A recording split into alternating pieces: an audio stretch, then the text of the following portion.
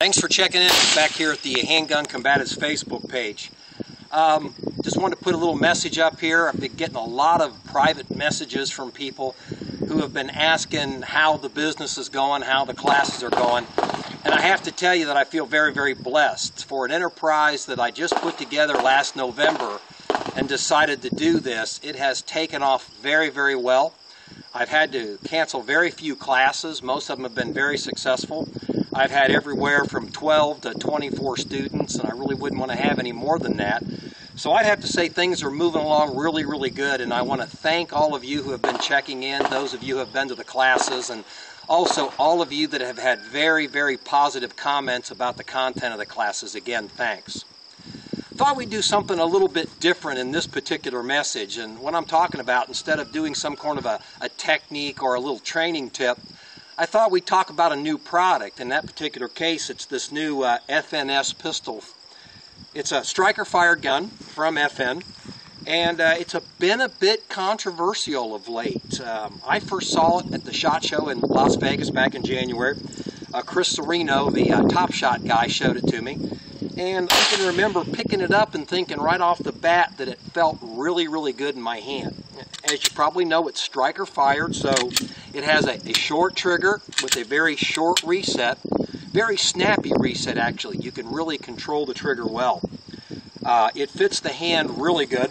As a matter of fact, I'll pull out Darren's Glock 19, and as you can see, the guns are very, very comparable in size. So this gun is big enough to be a service-sized pistol, but it's small enough to be concealed. Couple of features I like on it. The magazine funnel is almost like a competition mag funnel. The floor plate on the bottom of it is, again, almost competition grade. You can really shove that thing in and seat it very, very well. Would it be nice to have a smaller floor plate for concealment purposes? Probably, but FN told me that they're working on a concealment version, some kind of a compact version of this, so we'll have to see how that goes. Another thing I like about it is it's truly ambidextrous. Your mag buttons, your safety levers, your slide lock, they're on both sides of the gun. Interchangeable back straps so you can size it a bit.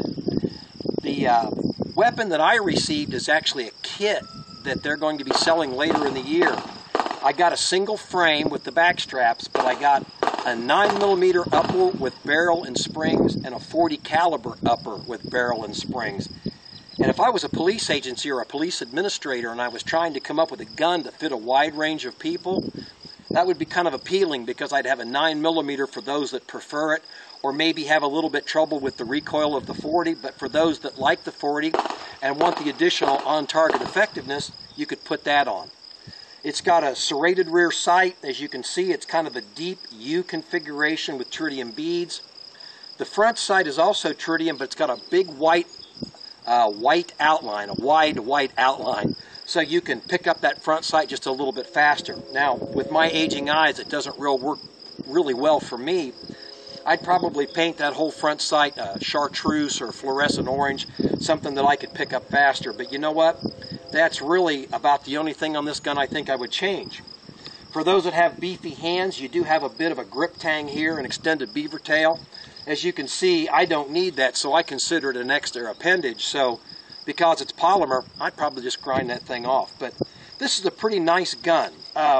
When I decided to do this review, I kind of checked around some of the internet forums and some of the postings, and what's controversial about it is apparently you can lock this gun up if you do an unusual move with the trigger. What I'm talking about is if you work the slide, the gun works fine. But once you fire the shot, if you push the trigger forward, it locks the slide up. Now, is that important to you? I don't know. I mean, you can release it by just touching the trigger and it releases the slide. But only you can decide if that particular problem is important. I've been told that FN is working on it. They'll probably come up with a solution. I've been told that you can jam the gun up when you tap racket. I haven't been able to do that. Maybe some people have. Is that a problem to me? Probably it would only be a problem if I didn't know it could happen.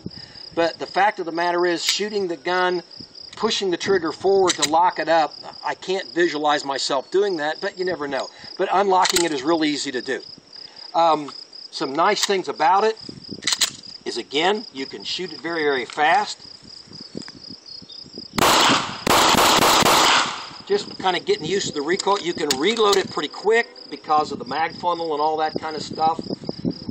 It'll fit holsters for the M&P, which I found kind of interesting. But overall, I kind of like this gun. I think it's got a lot of potential. I like the way it fits.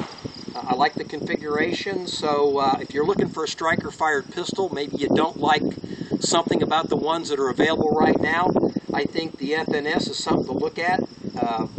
The trigger locking up the slide, could it be a problem? Yeah, I guess it could. You'll just have to decide whether or not that's a deal breaker for you or not. But in the end, I kind of